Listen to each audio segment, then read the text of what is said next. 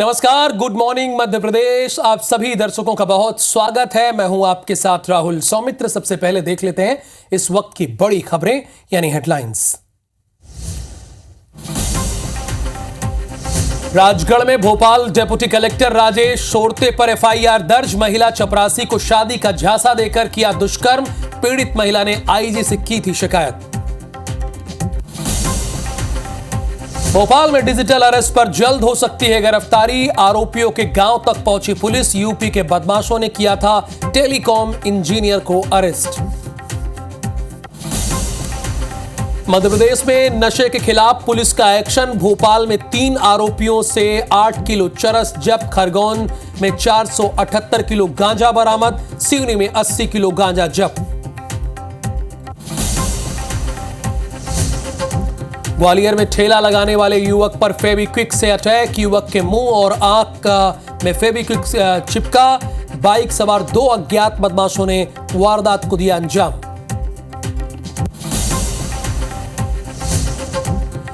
इंदौर में नाबालिग लड़की से गैंगरेप। बॉयफ्रेंड के 2 दोस्तों पर लगा आरोप। पुलिस ने किया दोनों को गिरफ्तार।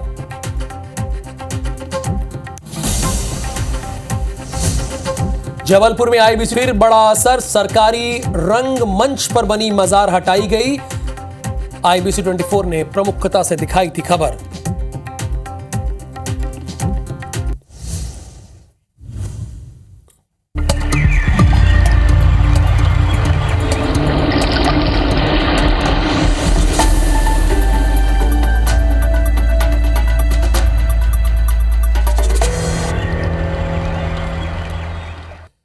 खबर भोपाल से है, जहां पर घर में जिंदा जल गए हैं दंपत्ति।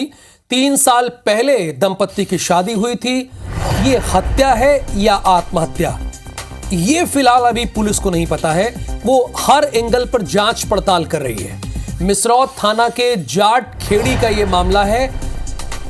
3 साल पहले दंपत्ति की शादी हुई थी। घर में जिंदा जले हुए हैं। हत्या है या आत्महत्या, ये फिलहाल अभी इस बात की जानकारी नहीं है, लेकिन दोनों जिंदा जल गए हैं। घर में जिंदा जले हैं दंपत्ति। ये मिसरौत थाना के जाट खेड़ी का मामला है। 3 साल पहले इन दोनों की शादी हुई थी और अब घर में जिंदा जले हुए पाए गए। पुलिस हर एंगल पर जांच पड़ताल कर रही है कि ये हादसा है, आत्महत्या है या हादसा है। इन सारे एंगल पर जांच पड़ताल कर रही है। हरप्रीत, आपकी ग्राउंड रिपोर्ट क्या कह रही है इस पूरे मामले में?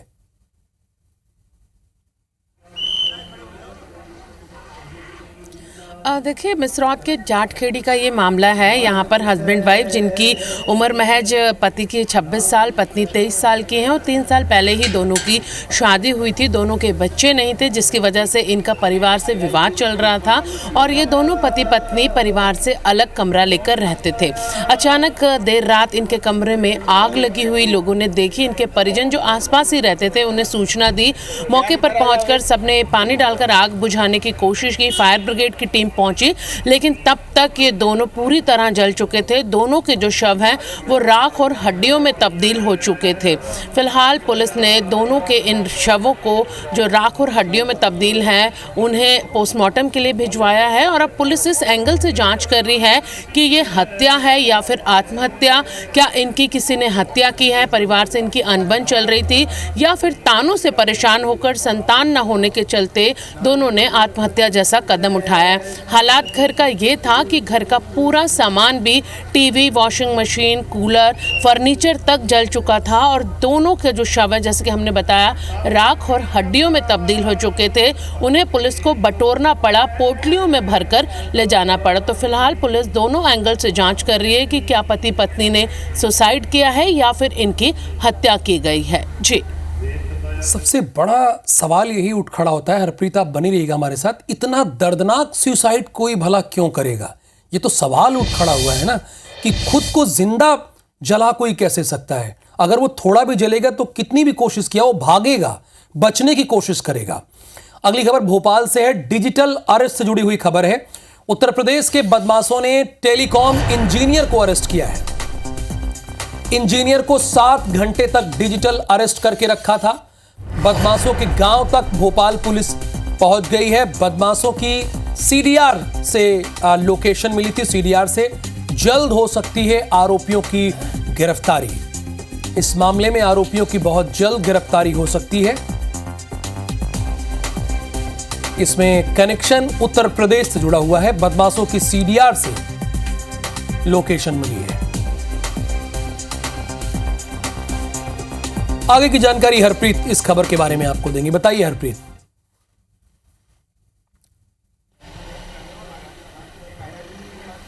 देखिए, मंगलवार का ये मामला है जब टेलीकॉम इंजीनियर प्रमोद गोस्वामी को डिजिटल अरेस्ट कर लिया गया था। ठगों ने उन्हें करीबन 7 घंटे तक डिजिटल अरेस्ट करके रखा था, जिसके बाद उनकी पत्नी ने मकान मालिक के बेटे को सूचना दी थी। बेटे ने पुलिस को सूचना दी थी और मौके पर पुलिस पहुंची थी। तब उन्हें डिजिटल अरेस्ट यानी कि ठगों के चंगुल से पुलिस ने छुड़वाया था। पुलिस इस पूरे मामले में जाँच कर रही है, क्योंकि पिछले एक हफ्ते में शुरुआती 3 दिनों में ही ये दूसरा मामला था। इससे पहले दुबई के एक बिजनेसमैन जो भोपाल में रहते हैं, उन्हें भी डिजिटल अरेस्ट किया गया था और ये दूसरा मामला आया था। पुलिस ने इसे बेहद गंभीरता से लेते हुए इसमें फौरन जांच शुरू की, जिसके बाद सीडीआर जिन नंबर से फ़ोन आया था वो निकलवाई गई। ये लोकेशन यूपी की मिली है। बताया जा रहा है कि क्राइम ब्रांच की पुलिस भोपाल की यूपी पहुंची है और लगभग बताया जा रहा है कि उन आरोपियों तक पुलिस पहुंच चुकी है, उनके गाँव तक पहुँच चुकी है। हालांकि जानकारी मिलते ही ये ठग फरार हो गए हैं, लेकिन पुलिस के हाथ बेहद पुख्ता सबूत लगे हैं और इसके साथ ही कुछ अहम जानकारियां भी और कुछ उनके जो परिजन हैं वो पुलिस के हाथ लगे हैं। फिलहाल पुलिस ने यहां पर जल्द ही आरोपियों की गिरफ्तारी की बात कही है। दावा यहां पर किया है कि जल्द ही पुलिस यूपी से इन्हें गिरफ्तार करके भोपाल ला सकती है। पिछले कुछ दिनों में जिस तरह से डिजिटल अरेस्ट के ये मामले एक के बाद एक सामने आ रहे हैं, खुद मुख्यमंत्री डॉक्टर मोहन यादव ने प्रदेश की जनता से ऐसे ठगों से अलर्ट रहने के लिए कहा है। वहीं पुलिस को भी इन मामलों में गंभीरता से जांच करके आरोपियों को फौरन गिरफ्तार करने के निर्देश दिए हैं। जी धन्यवाद जानकारी के लिए आपका। अगली खबर भी भोपाल से है। आपको बता दें कि ये खबर बरकतुल्ला यूनिवर्सिटी से जुड़ी हुई है, जहां पर रैगिंग का मामला सामने आया है। फर्स्ट ईयर के छात्र ने शिकायत की है, कपड़े और बर्तन धुलवाते हैं सीनियर्स, मना करते हैं तो पिटाई करते हैं, प्रताड़ित करते हैं। यूआईटी विभाग के 10 सीनियर्स को हॉस्टल से बाहर का रास्ता दिखा दिया गया। यूनिवर्सिटी एंटी रैगिंग कमेटी ने बाहर का रास्ता इन्हें दिखाया है। सीनियर से यूनिवर्सिटी ने बाकायदा बॉन्ड भी भराया है। बरकतुल्ला यूनिवर्सिटी में रैगिंग हुई है। फर्स्ट ईयर के छात्र ने इस बात की शिकायत की है कि कपड़े और बर्तन सीनियर्स धुलवाते हैं और अगर मना करते हैं, धुलते नहीं हैं, तो उनकी पिटाई की जाती है। यूआईटी विभाग के 10 सीनियर्स को हॉस्टल से बाहर का रास्ता दिखा दिया गया। यूनिवर्सिटी एंटी रैगिंग कमेटी ने उन्हें बाहर का रास्ता दिखाया है। सीनियर से यूनिवर्सिटी ने बाकायदा बॉन्ड भी भरवा लिया है। अब आपको ग्वालियर से एक खबर बता देते हैं। मोमोज का ठेला लगाने वाले युवक पर फेविक्विक से अटैक हुआ है। अज्ञात बाइक सवार 2 बदमाशों ने ऐसा किया है। बोतल युवक के चेहरे पर फेंक दिया है, जिससे युवक की आंखें और मुंह फेविक्विक से चिपक गई और झुलस गई। घायल युवक को इलाज के लिए बर्न वार्ड में भर्ती कराया गया है। वारदात की वजह अब तक सामने नहीं आई है। पुलिस ने अज्ञात बदमाशों के खिलाफ मामला दर्ज किया है। आपको ये बता दें कि पीड़ित युवक की पहचान सोहेल शाह के रूप में हुई है, जो गोहद का रहने वाला है और ग्वालियर में ये मोमोज की दुकान लगाता था।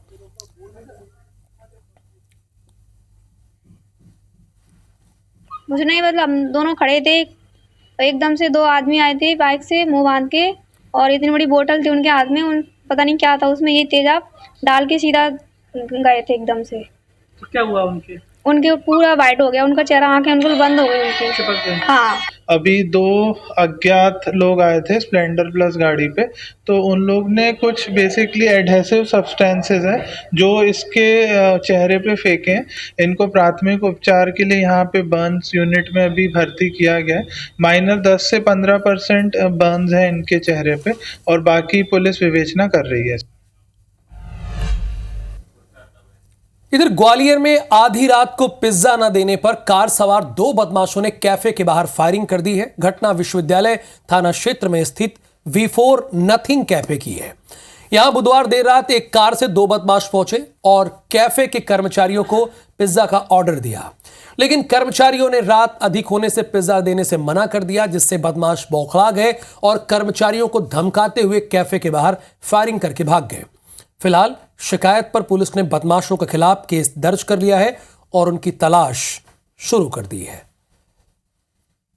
नथिंग बिफोर कॉफ़ी शॉप है, तो पिज्ज़ा खरीदने के लिए दो लोग अपनी काले रंग की किया सोनेट गाड़ी से आए और पिज्ज़ा को लेकर के उनका विवाद हुआ वहाँ पे काम करने वाले कर्मचारी के साथ में।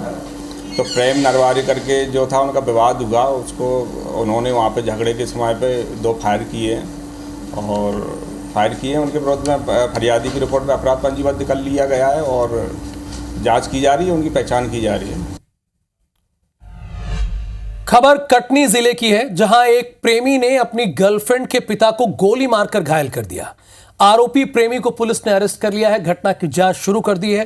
पूरा मामला रीठी थाना के ग्राम इमलाज का है। पुलिस के मुताबिक घायल रघुवीर सोनी की बेटी से आरोपी शिवम मिश्रा प्यार करता था। इसी बात को लेकर आरोपी प्रेमी शिवम मिश्रा ने अपनी प्रेमिका के पिता रघुवीर सोनी पर बंदूक से फायर कर दिया। गोली युवती के पिता रघुवीर के पैर में जा लगी, जिससे वे गंभीर रूप से घायल हो गए, जिनका इलाज हॉस्पिटल में जारी है। एक व्यक्ति को गोली मारी गई है, रघुवीर सोनी करके है, और शिवम मिश्रा करके जो है उनके द्वारा गोली चलाई गई है, जो उसके पैर में लगी हुई है। और प्रथम दृष्टया ये मामला जो है प्रेम प्रसंग का है। शिवम मिश्रा जो है रघुवीर सोनी जो है उनकी बच्ची है, उनके साथ उसके प्रेम संबंध थे और इसी बात को लेकर जो है आज सुबह उनमें विवाद हुआ और जिसके कारण ये घटना हुई और वर्तमान में आरोपी जो है पुलिस हिरासत में है। मध्य प्रदेश पुलिस ने नशे के खिलाफ प्रदेश व्यापी विशेष अभियान शुरू किया है। अभियान के पहले दिन 14 नवंबर को पुलिस ने 43 जगहों पर कार्रवाई की है और 10 करोड़ रुपए से ज्यादा के अवैध मादक पदार्थ जब्त किए हैं। इसके साथ ही 74 आरोपियों को गिरफ्तार और 18 वाहनों को जब्त भी किया है। भोपाल से 3 आरोपियों से 8 किलो 400 ग्राम चरस भी बरामद की गई है।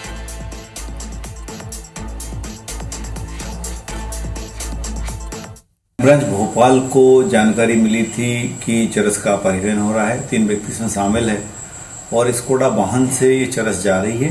क्राइम ब्रांच द्वारा तत्परता से कार्रवाई करते हुए तीनों आरोपी को पकड़ा गया। इनसे 8 किलो 400 ग्राम के लगभग चरस जब्त की गई है। इन तीनों को पकड़ के पूछताछ की जा रही है। इनके क्रिमिनल रिकॉर्ड के बारे में पता किया जा रहा है और इनके क्या क्या किन किन लोगों को दिया है, किन किन लोगों से इन्होंने प्राप्त किया है, सब पड़ताल की जा रही है। मुख्यमंत्री दफ्तर में फिर अधिकारियों का तबादला हुआ है। 2 अधिकारियों का ट्रांसफर हुआ है। हृदय श्रीवास्तव और मनीष श्रीवास्तव का ट्रांसफर हुआ है। मुख्यमंत्री कार्यालय में ओएसडी पद पर तैनात थे मनीष श्रीवास्तव। 3 दिन में सीएम दफ्तर से 4 अधिकारियों का तबादला हो गया है। 3 दिन पहले सीएमओ से आईएएस राघवेंद्र तोमर और संजय शुक्ला का तबादला हुआ था और अभी देखिए खबर यह है कि 2 और तबादले हुए हैं, यानी मध्य प्रदेश में तबादलों का दौर जारी है। 3 दिन में सीएम दफ्तर से 4 अधिकारियों का ट्रांसफर कर दिया गया है।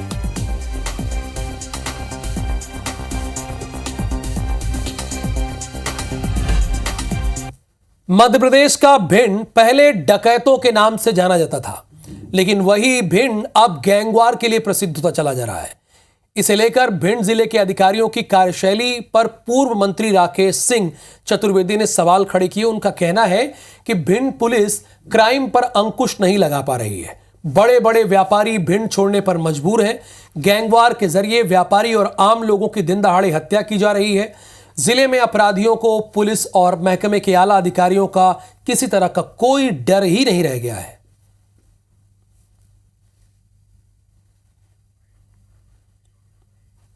भाई पुलिस व्यवस्था है, पुलिस को कंट्रोल करना चाहिए। इसीलिए हम लोग जनता जो टैक्स देती है, जिससे पुलिस को वेतन मिलता है, सारी व्यवस्थाएं हैं। आखिर ये जिम्मेदारी लॉ एंड ऑर्डर की किसकी है? जिले में प्रशासनिक व्यवस्था अच्छी रहे, ये जिम्मेदारी किसकी है? अगर हम तुलनात्मक दृष्टि से देखें, चाहे महिला संबंधित अपराध हो, चाहे 302 हो, 307 हो, बलवा हो, लूट हो या चोरी हो, सभी अपराधों में कमी आई है कंपैरेटिव। ऐसा लग रहा है जैसे आप ये पुराने ही समय में आ गए हैं, जिस प्रकार पहले चंबल अंचल पूरा बदनाम हुआ करता था, और इसी प्रकार का अभी माहौल है जिसका पूरी तरह से कानून व्यवस्था चरमराई हुई है। चारों तरफ आए दिन आप जो घटनाएं देखने को मिलती हैं, कभी हत्या हो जाती है, कभी गोलीबारी हो जाती है, कभी व्यापारी के साथ लूटपाट हो जाती है, माता बहनों के साथ छेड़खानी की घटनाएं हो रही हैं। तो निश्चित तौर पर मैं ये कहना चाहूँगा कि प्रशासन इस गुंडागर्दी को रोकने में नाकाम साबित हो रहा है। रायसेन से अगली खबर है। मौत का एक लाइव वीडियो सामने आया है। एसआई सुभाष सिंह की हार्ट अटैक से जान चली गई। एसआई सुभाष सिंह बरेली थाने में तैनात थे और पेट्रोल पंप से पेट्रोल भरवाकर निकल रहे थे। इसी दौरान तकरीबन 50 कदम दूर जाकर वे बेहोश होकर बाइक से गिर गए। पेट्रोल पंप कर्मचारी उन्हें लेकर सिविल हॉस्पिटल पहुंचे, जहां डॉक्टर्स ने मृत घोषित कर दिया। घटना का लाइव वीडियो भी सामने आ गया है। ये रायसेन की तस्वीरें हैं, जिस हॉस्पिटल में एडमिट कराया गया उस हॉस्पिटल की तस्वीरें, लेकिन जरा देखिएगा कि हादसा हुआ कैसे। सीसीटीवी फुटेज में हम आपको दिखाएंगे। पेट्रोल पंप से पेट्रोल भरवाकर बामुश्किल 50 कदम चले होंगे। देखिए ये 50 कदम भी ये है मात्र, और उसके बाद यहाँ पर ये रुकते हैं और गिर जाते हैं बाइक समेत। फिर उसके बाद यहाँ ट्रैक्टर गुजर रहा होता है, वो कर्मचारी दौड़ के आते हैं, पेट्रोल पंप के कर्मचारी दौड़ के आते हैं, और उसके बाद इन्हें हॉस्पिटल एडमिट कराया जाता है। 11 दिन 3 घटनाएं 2 एफआईआर, आरोपी फरार। गुना के मृगवास में हिंदुओं की आस्था पर चोट की गई है, जिसके बाद जनता सड़कों पर उतरकर आक्रोश व्यक्त कर रही है।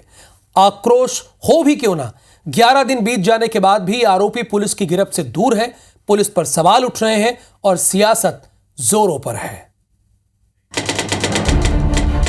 11 दिन 3 मंदिर 3 घटनाएं। पहली घटना 3 नवंबर दिन रविवार, बामन चौक से शिवलिंग की चोरी। दूसरी घटना 8 नवंबर दिन शुक्रवार, शिव मंदिर परिसर में मैला फेंका। तीसरी घटना 12 नवंबर मंगलवार, बालाजी हनुमान मंदिर प्रतिमा को मैला लगाया। 11 दिन के अंदर गुना के 3 अलग अलग मंदिरों को निशाना बनाया गया है। पुलिस के संज्ञान में आने के बाद भी किसी भी मामले का कोई निराकरण नहीं हुआ। नतीजा, लोगों में इतना आक्रोश फैला कि मृगवास का स्थानीय मार्केट ही बंद कर दिया गया। लोगों ने नारेबाजी की, तहसीलदार की गाड़ी को भी अंदर नहीं आने दिया। सबकी एक ही मांग कि पुलिस आरोपी को जल्द पकड़े। बजरंगबली का स्थान है बीच गांव में, हर मंगलवार को झंडा निकलता है। पुजारी जी वहाँ पे गए तो पुजारी जी ने देखा कि यहाँ गंदगी है, तो वो गंदगी देख के पूरे गांव में मालूम पड़ा, और इसके बाद में प्रशासन वहाँ पे पहुँचा तो सबसे पहले प्रशासन ने ये गलती करी कि उस मूर्ति के ऊपर जो गंदगी थी उसको नहीं हटाना चाहिए थी। इसका खुलासा नहीं होगा, चाहे वो 1 महीने हो जाए, ना रामलीला चलेगी, ना हम गांव में दुकानें खुलने देंगे, ना किसी वाहन को निकलने देंगे। यहाँ पर ताज़ा हालातों की अगर बात करें तो मृगवास में 2 दिन से बाजार बंद है। टेंट लगाकर विरोध प्रदर्शन किया जा रहा है। लोग टेंट के नीचे बैठे हुए हैं। उनकी मांग है कि आरोपियों को जल्द ही पकड़ा जाए ताकि शांति सौहार्द ना बिगड़े।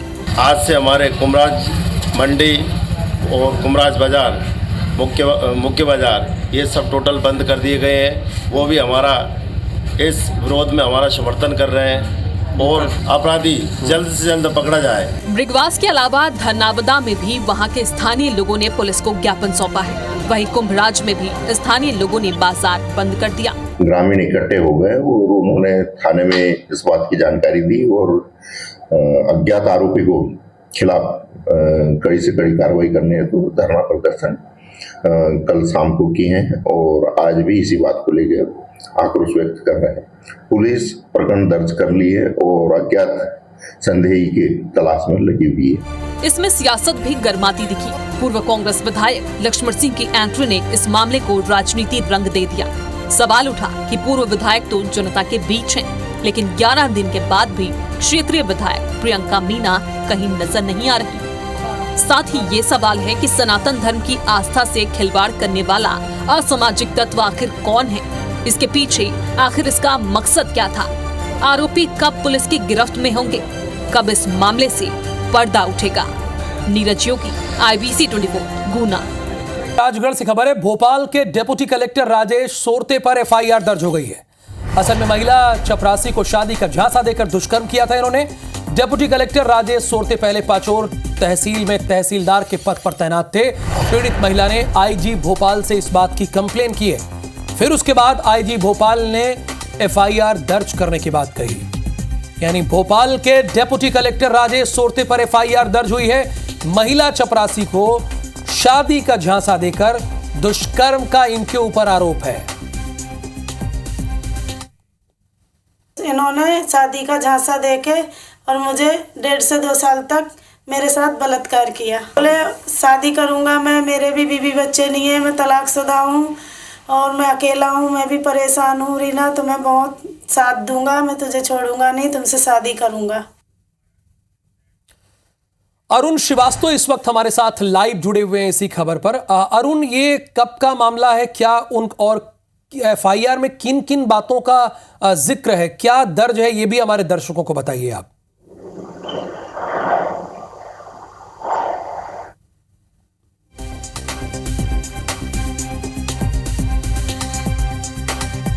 चलिए अरुण से एक बार फिर संपर्क करने की कोशिश करेंगे। फिलहाल आपको बता दें कि भोपाल के डिप्टी कलेक्टर जो कभी पाचोर में तहसीलदार के पद पर तैनात थे, उन्होंने एक महिला चपरासी को शादी का झांसा दिया।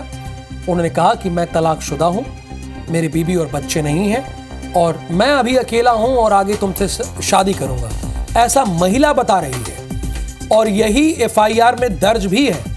महिला ने हिम्मत नहीं हारी, पहले वो राजगढ़ तक अपनी बात रखी, जब देखा कि वो भोपाल के डिप्टी कलेक्टर हो गए हैं तो वो आईजी के पास मिलने पहुंच गई।